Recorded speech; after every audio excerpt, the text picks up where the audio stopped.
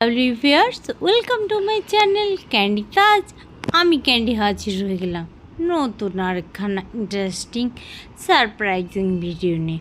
হ্যাঁ, তোমরা তো দেখতেই পাচ্ছ বার্থডে কেক, তাহলে তো বুঝতেই পারছো বার্থডে কি, কার বার্থডে। গেস করতে পেরেছো কিছু তোমরা?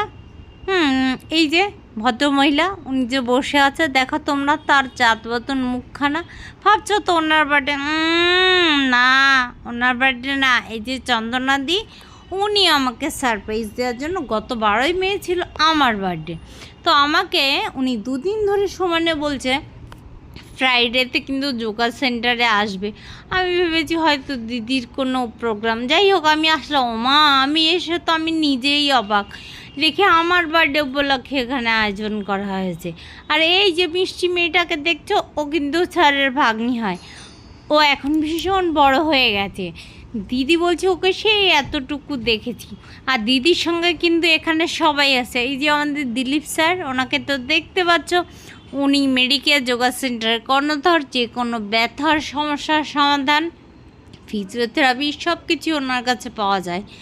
আর চন্দনাদির সঙ্গে কিন্তু আরও অনেকে জোট বাঁধা রয়েছে, যেমন অনিন্দিতাদি, শ্যামলীদি, মনীষাদি, উমাদি, রিঙ্কুদি।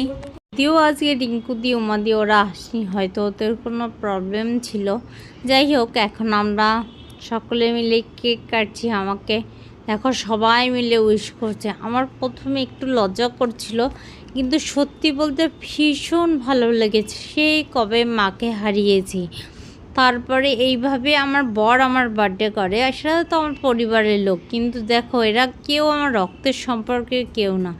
আজকে দিদিরা প্রমাণ করে দিল রক্তের সম্পর্কে সব না। যেখানে ভালোবাসা থাকে সেখানে আসলে কোনো বাধা মানে না।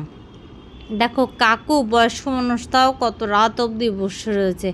আজকে এ সকলে মিলে আমাকে যে ভালোবাসাটা দিয়েছে, তো সকলকে ধন্যবাদ দেওয়ার মতো দুঃসাহস আমার নেই। সকলকে আমি আমার প্রণাম জানাচ্ছি। দেখো সকলে মিলে আমার মুখে কেক মাখিয়েছে। আমিও কিন্তু কম দুষ্টু না, নিজেই একদম কেক মাখানো শুরু করে দিয়েছি। এত মজা লাগছে, দিদির সঙ্গে সবাই জোট বেঁধেছে। আর এই যে কেকটা দেখছো, কেকটা এত সুন্দর দেখতে, খেতে আরও টেস্ট। মানে চন্দনাদি এত সুন্দর করে, এত মিষ্টি করে ভালোবেসে আয়োজনটা সকলকে নিয়ে করেছে, এটা ভাবতে আমার ভীষণ ভীষণ ভালো লাগছে। দেখো বিশ্বনাথ দা সকলের ছবি তুলছে। এখানে প্রত্যেকের কন্ট্রিবিউশনটা আসলেই চোখে পড়ার মতো, ভালো লাগার মতো। আমার সত্যি ভীষণ ভালো লেগেছে। সুস্মিতা দি, উনি কিন্তু ভীষণ হেলথ কনসিয়াস, কিন্তু তা সত্ত্বেও উনি কিন্তু আজকে ওনার ডায়েটার থেকে বেরিয়ে গেছে। বেরিয়ে গিয়ে আমার বার্থডে উপলক্ষে কেক একটুখানি খেয়েছে। আমার এত ভালো লেগেছে। দেখো বন্ধুরা, এটা শুধুমাত্র ভালোবাসা না থাকলে সম্ভব হয় না। আমাকে ভালোবেসেই দিদি আজকে কেকটা খেয়েছে। আর চন্দনা দি, তার কথা তো বলার কোনো অপেক্ষাই রাখে না। সে নিজে হাতে কেক কেটে সকলকে ডিস্ট্রিবিউশন করেছে।